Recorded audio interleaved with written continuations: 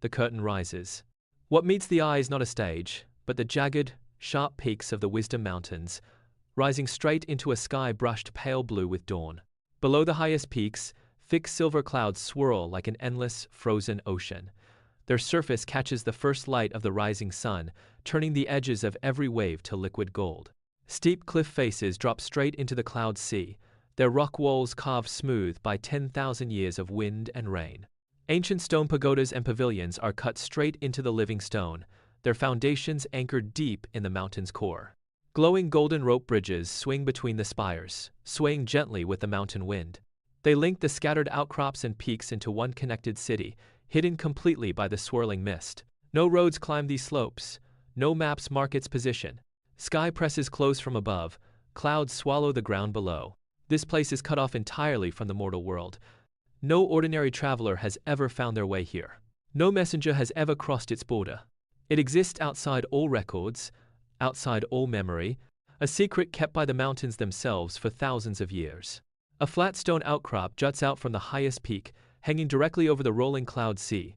An old man sits cross-legged on its smooth surface, facing out toward the horizon. His eyes are closed, his breathing slow and steady, matched to the rise and fall of the silver clouds below.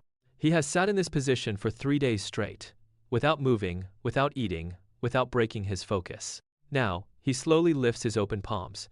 He brings them up to chest height, holds them parallel, facing each other, with a full palm's width of empty space between. The air between the palms begins to stir. First a faint tremor, then a slow swirl. A vortex of blue and white energy coalesces, spinning faster as it grows, casting pale blue light across the stone under his feet. The energy holds steady for 3 heartbeats, then drifts outward. It spills over the edge of his palms, moves slow and soft across the stone, and touches the dry brown wildflower buds clustered at his feet. The buds had sat dormant through a long winter frost, closed tight for months. In an instant, every outer layer splits open. Green stems push upward, thickening by the second. Petals unfurl one after another, soft and glowing, spreading wide to catch the mountain wind.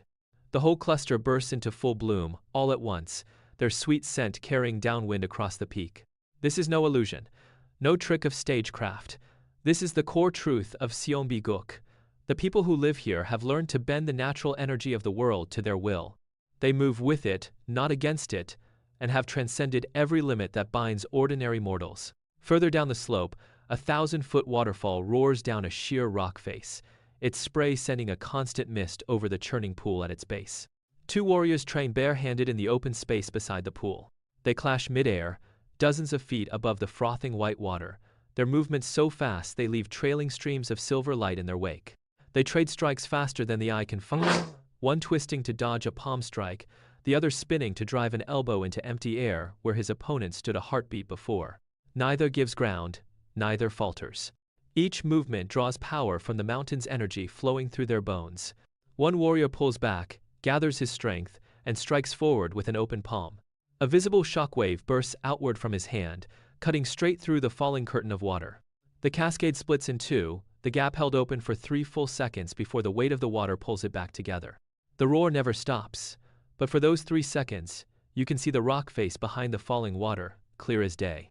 This raw, unchained power reveals a truth hidden from the mortal world. Every style of martial arts, every method of internal cultivation known below the mountains traces its origin back to the spiritual training of these sages. Further down the slope, the trees thin into a sun-dappled clearing carpeted thick with green moss. A young girl sits cross-legged in the center, her posture relaxed, her voice soft as she speaks. A full-grown white tiger rests its huge head on her lap, its breathing slow, its ears tilted forward like it is hanging on every word. A soft golden aura rises from the girl's skin, wrapping around every animal in the clearing. None show fear, none snap or snarl. They wait, calm and attentive, for her next words. This is not a kingdom where humans command nature through force. This is harmony. Humans talk to beasts as equals, and every living thing shares the mountain's energy freely. The sun dips below the western peaks, and darkness crawls up the mountain slopes, one ridge at a time. Shadows swallow the jade pavilions, swallow the golden rope bridges, swallow the blooming wildflowers at the old man's feet. When the last of the sunlight fades, the entire range holds its breath for a heartbeat. Then the first peak glows. A soft golden light seeps out from the stone, rising from the center of the settlement where every resident sits cross-legged, eyes closed, in synchronized meditation. A thick pillar of pure golden light bursts upward from the summit, piercing the thin mountain air, stretching straight for the dark night sky. A second pillar follows, from the next peak. Then a third, then a fourth. One by one, every summit across the entire range erupts with light.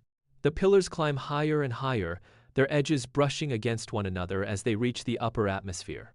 Where the pillars touch, they merge. Light flows between them, weaving tighter and tighter, until the separate pillars become one single structure.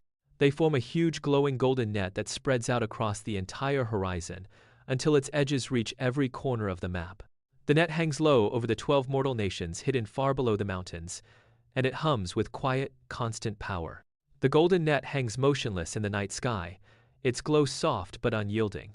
Below it, the mortal nations sleep. No one there knows the net exists. No one wakes in the morning to thank the sages who hold their safety together. No crown has ever been offered. No song has ever been sung in their honor. They do not ask for recognition. They do not need gratitude. This is the compact their ancestors swore the day Seonbi guk was founded. They cut themselves off from the world they protect, so the world can live in peace. Every night, the ritual repeats. Every night, the net is woven. Every single night, for thousands of years, they have stood their watch. They will keep standing it long after we are gone. Seonbi guk is gone from the stories of the world below. But the guardians are still there, on the edge between heaven and earth, forever watching, forever holding the line,